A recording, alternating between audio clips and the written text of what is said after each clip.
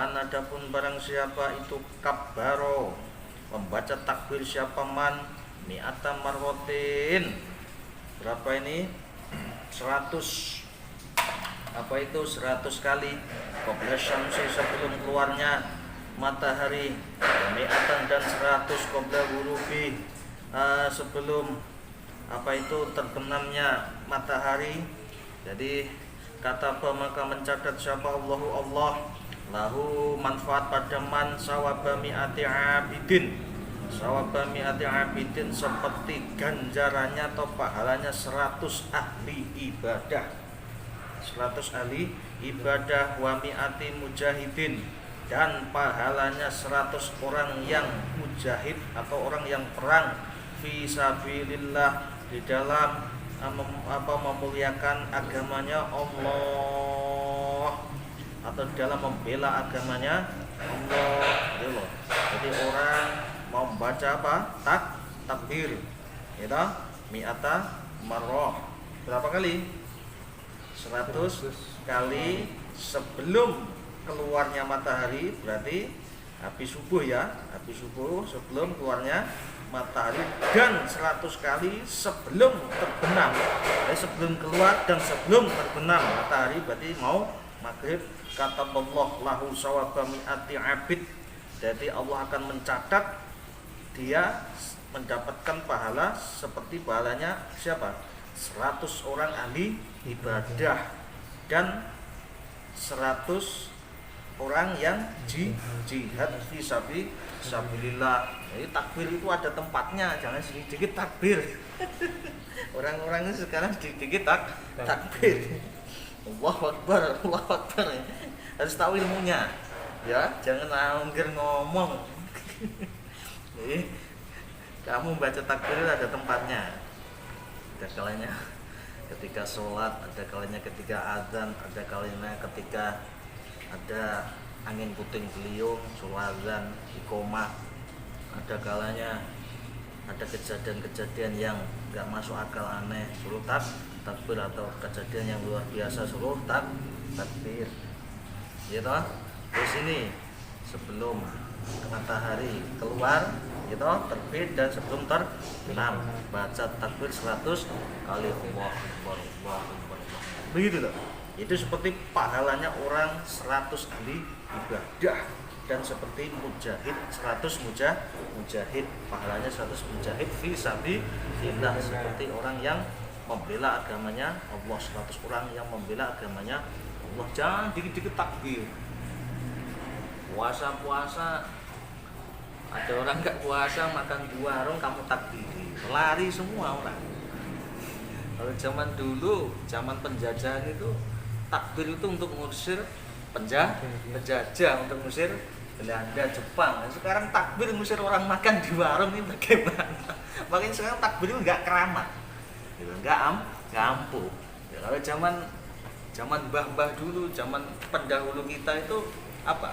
Takbir itu untuk mengusir penjajah. Siapa? Kiai Haji Abdul Husain Hasyim Asy'ari, gitu, Kiai Haji Wahab Hasbullah, bahkan Jenderal Besar Sudirman itu ngusirnya pakai takbir. Nah, sekarang enggak, orang ini ngusir orang makan di warung pakai takbir. Makanya takbir malah apa? Enggak keramat. Dulu orang Belanda diusir, diucapkan takbir, Belanda kabur. Sekarang diucapkan takbir, orang makan di warung kabur. Jadi siapa tahu yang makan di warung itu musafir. Kalau musafir kan boleh enggak puasa. Kalau sampean orang itu, ya Allah. Jadi orang beragama itu bertahap. Ada nggak paham. Ada orang musafir perjalanan dari Jawa Timur ke Jakarta. Dia musafir ini. Terus di sana makan di warung. Tiba-tiba disuruh pergi, nggak boleh makan. Kok musafir ini pingsan atau sakit? Ini yang dosa siapa? Yang ngusir. Padahal dia musafir. Musafir boleh nggak puasa. Boleh membatalkan puasa. Gitu loh. Jadi harus lihat-lihat, jangan dikit takbir. Ini dijawab sami Allah liman hamidah, malah bingung kamu nanti. Gitu. Malah sekarang saya kadang mau tertawa melihat, kadang mohon maaf, di tayangan YouTube, channel YouTube Musir setan pakai takbir, musir jin pakai takbir, Allahu Akbar. Ya Allah, gitu. Dan setannya nggak usah diusir, malah kamu cari loh sekarang itu. Iya apa enggak? Setan kok dicari itu bagaimana? Gitu. Sudah jelas setan itu musuhmu yang nyata, maka kamu jadikan teman. Gitu. Sekarang bukan apa? Setan yang nyari, manusianya yang nyari setan gitu. Tapi ya nggak apa-apa, itu paling hiburan saja, enggak masalah. Tapi namanya orang itu kan beda. Yang penting tetap apa, amar ma'ruf nahi mungkar, jangan apa membiarkan perkara yang batil.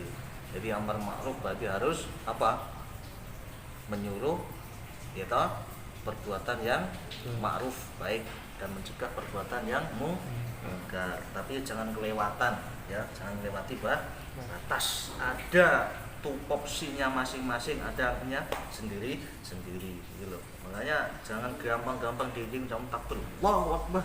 Ya memang betul, kadang orang itu refleks gitu, karena apa? Sering mengucapkan takbir, tapi ada tempatnya sendiri. Kayak di Papua ini, mohon maaf, di Papua ini enggak semuanya muslim gitu. Ada saudara-saudara kita ini yang non muslim. Jadi ukhuwah Islamiyah, ukhuwah watoniyah, ukhuwah basyariyah atau ukhuwah insaniyah itu harus kita terapkan. Kita tidak boleh lepas dari prinsip itu, karena pendahulu kita ini mengajarkan seperti itu. Persaudaraan seiman, seagama, siapapun dia. Kalau dia ini orang muslim, maka dia saudara kita. Yang kedua, ukhuwah watoniyah. Siapapun dia, kalau dia ini warga negara Indonesia, dia saudara kita juga. Yang terakhir, ukhuwah basyariyah atau ukhuwah insaniyah. Siapapun dia, kalau dia ini manusia, gitu, dia saudara kita. Kalau kita sudah punya prinsip itu, maka kita nggak punya musuh. Ya, jangan dikotak-kotak, itu jangan. Semuanya ini saudara dalam negara kesatuan Republik Indonesia. Masalah agama, lakum dinukum wali ya. Paham ya? Bismillahirrahmanirrahim. Mana ya? Mujahid fisabilillah. Itu toh? Bismillahirrahmanirrahim. Fisabilillahi ta'ala. Waman adapun barang siapa itu sholat. Oh bukan. Bismillahirrahmanirrahim. Waman adapun barang siapa itu baca sholawat alaiya atas saya, maksudnya saya itu apa? Rasulullah sallallahu alaihi wasallam. Kulla yaumin, setiap hari, walailatin, dan malam, ya toh, mi'ata marotin, 100 kali. Wajibat maka wajib lahu bagiman. Maka wajib lahu bagiman apa syafaat saya, barang siapa yang baca sholawat atas saya, kata Rasulullah, setiap hari 100 kali, maka wajib syafaat saya untuk dia. Innallaha wa malaikatahu yusholluna 'alan nabi ya ayyuhalladzina amanu shallu 'alaihi wa sallimu taslima.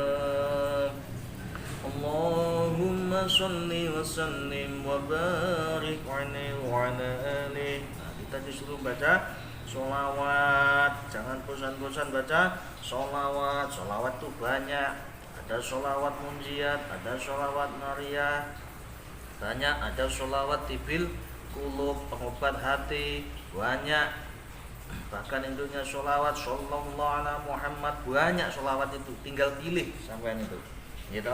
Kalau orang mau baca sholawat, contoh yang ringan, sallallahu ala Muhammad 100 kali setiap hari, maka wajib syafaatnya besok di hari kiamat untuk orang tersebut. Syafaat itu apa? Pertolongan. Jadi Rasulullah itu besok di akhirat itu nyari orang-orang yang ahli sholawat. Ini golongannya orang ahli sedekah, ini golongannya orang sholawat, ini golongannya orang ahli Quran, ini golongannya orang ahli ilmu, ada golongannya sendiri, ada golongannya orang dermawan, orang rajin sholawat, baca Quran, zikir, ada golongannya sendiri-sendiri lah. Kita masuk yang mana? Gitu loh, tinggal masuk yang mana. Saya melakukan semua Pak Ustadz, saya juga baca sholawat, baca zikir, baca Quran, ini saya nanti masuk yang mana? Ya, wallahu alam, nanti dilihat saja. Paling yang amalannya yang lebih tinggi yang mana? Kalau sampai ahlinya di sholawat, ya masuk golongan orang ahli sholawat, dikasih syafaat. Karena besok di akhirat itu yang memberi syafaat hanya Rasulullah Shallallahu Alaihi Wasallam. Orang bingung semua nanti, gitu. Pada menyesal kenapa selama di dunia saya nggak mau baca sholawat, bahkan membid'ahkan orang yang baca sholawat. Akhirnya di akhirat bingung, gitu. Di akhirat bingung.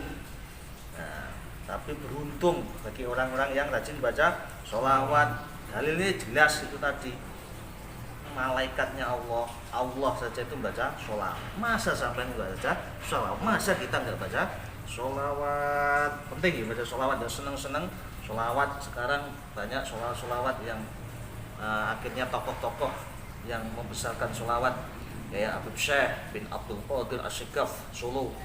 Berkat beliau, lantaran beliau ini sholawat berkembang di Indonesia, banyak yang senang sholawat. Bahkan di dalam sholawat itu beliau menyisipkan sedikit-sedikit kultum moidoh kepada para pendengar sholawat, gitu loh. Bismillahirrahmanirrahim. Sholawat itu doa yang ampuh, Ada kaul itu doa kok tanpa dibarengi dengan sholawat itu kemungkinan dijabah itu agak berat, gitu loh. Ada kaul yang mengatakan seperti itu. Jadi kalau sampai berdoa dibarengi sholawat, makanya setiap berdoa itu pasti di akhirnya ada sholawat, pasti dikasih sholawat oleh para ulama. Kalau ulama berdoa itu sholawat itu nggak ditinggalkan, karena kayak sudah satu paket. Saiful Muslim ad-doa, senjatanya orang Muslim, pedangnya orang Muslim itu adalah doa. Bismillahirrahmanirrahim wa kasratul istighfari. Ulang sedikit. Bismillahirrahmanirrahim wa kasratul istighfari, dan memperbanyak membaca istighfar. Itu hasinun, gitu toh? Bukan, itu hisnun. Kok hasin? Itu hisnun, menjadi benteng littaibina,